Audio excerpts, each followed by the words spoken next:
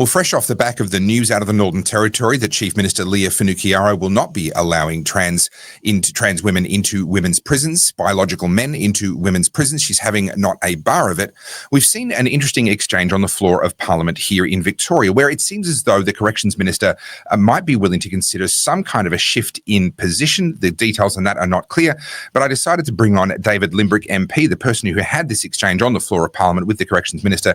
David, thank you so much for joining me here on the Topher Project. Thanks for having me.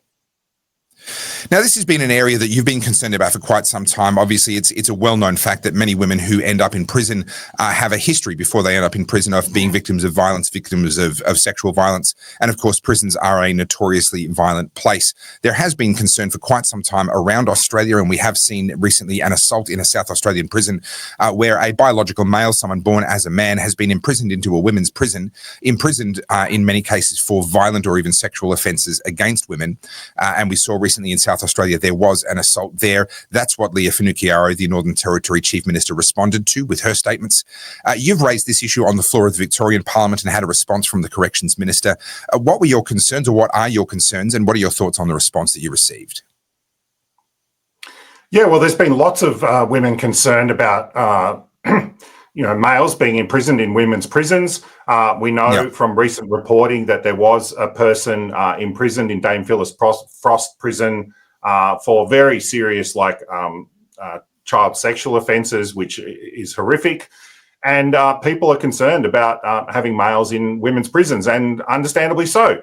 I'm sorry to interrupt my interview with David Limbrick MP. My name's Topher Field. This is the Topher Project, and I help busy people like you to keep up with the world as it changes around us. And it does seem like there might be some changes afoot with regard to the Allan government's transgender ideology, and particularly around the policies in prisons, but we will have to wait and see. If you appreciate what I'm doing with the Topher Project, bringing you stories that you often won't find elsewhere, then please consider supporting my work by buying me a coffee via the button at topherfield.net. And also, if you like my videos and my interviews and the stories that I bring, then you're going to love my books. They're about civil disobedience in the modern age. That's Good People Break Bad Laws. And also the theology of civil disobedience and obeying God in a fallen world. That's Good Christians Break Bad Laws. There's also my DVD documentary, multi-award winning, internationally acclaimed documentary about the madness of what happened during the COVID lockdowns in Melbourne. You'll find all of that, plus also my t-shirts and my hoodies in a range of different designs. And all of that is available at goodpeoplebreakbadlaws.com. Everything you buy is going to help me to keep bringing you stories like this one. So without further ado, let's get back to David Limbrick MP. And so, I think that what Northern Territory's done seems pretty sensible to me. And so I asked the Corrections Minister what they're doing at the moment. And rather surprisingly, he signalled that he's asked for a review of their policy, and it sounds like there might be some sort of shift happening there. Well, it's the first time we've heard from anyone in the Victorian Government, and correct me if I'm wrong about this, but it's the first time I'm aware of where there has been any acknowledgement that there is actually an issue with balancing women's safety and women's spaces against transgender rights and trans women in those spaces. Previously, the mantra has been that trans women are women. It's not a mantra that I hold to, and it's not a mantra that, for example, Leah Finocchiaro in the Northern Territory holds to, but that has been the mantra. Does this softening of position, apparent softening of position, it is still pretty early, does that signal to you that perhaps that mantra is in question, or is there perhaps some other angle that they may be coming at it from?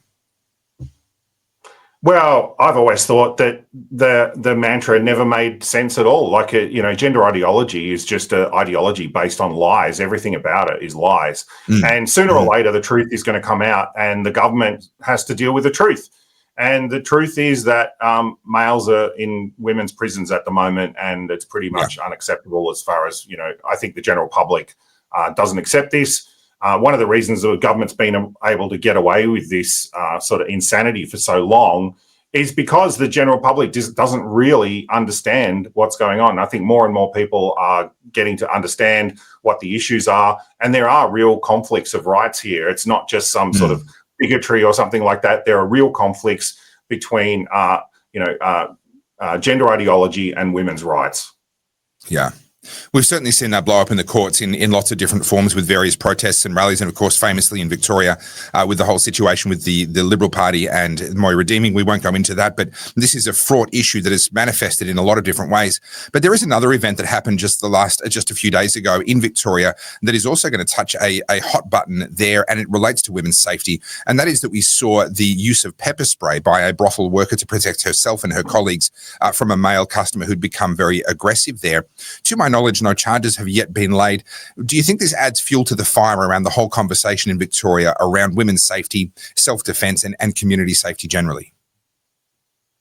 Well, the government and the supporters of the current laws need to face up to the reality that the prohibition of pepper spray means that women who want to fight back, such as what happened this week, should be sent to jail, because that's what the current law says. You get charged with a prohibited weapons offence, and it's a very, very serious crime. You can go to jail for up to 2 years, I believe.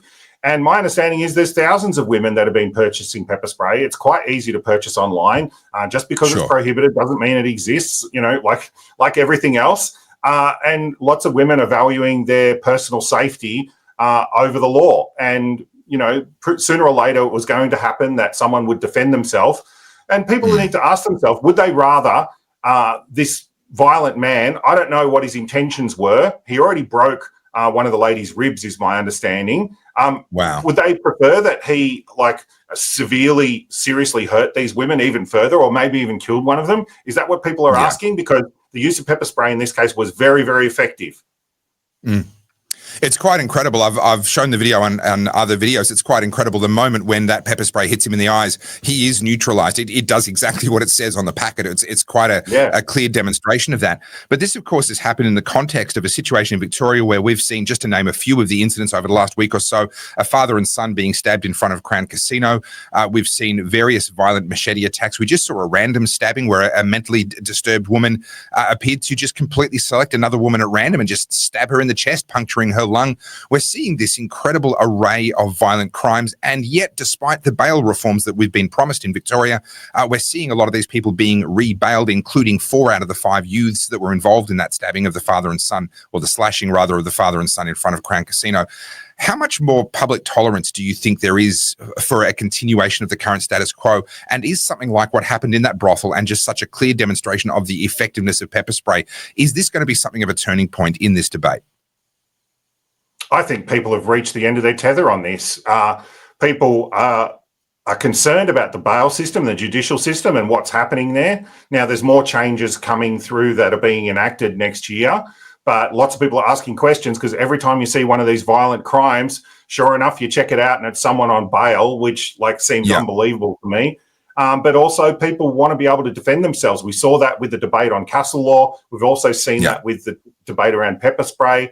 I think that pepper spray is actually hugely popular, and the government's arguments against it are rubbish. And we've seen with this thing that happened this week in that brothel it was highly effective and did what it was meant to do. I mean, it was incredibly effective. When you watch the video, he just gets a little squirt in the face, and that was it. The conflict was over. No more violence. It was done. No, honestly, I think if you were a marketing executive trying to advertise pepper spray, you would just simply put that video on repeat. It is such a clear-cut example of how that is an effective self-defense tool for someone who's perhaps physically diminutive compared to the person who's assaulting them, and yet a single spray neutralizes that attack. Well, David Limbrick MP, I want to say thank you to you for raising issues like the safety of women in prisons and keeping women's prisons for women, as well as issues around self-defense and the rights of all Victorians. In your case, you're a Victorian MP, but really it applies to all Australians to be able to defend ourselves from those who do attack us or wish us harm. Thank you for the work that you do, and thank you for coming on the Topher Project. Thanks for having me.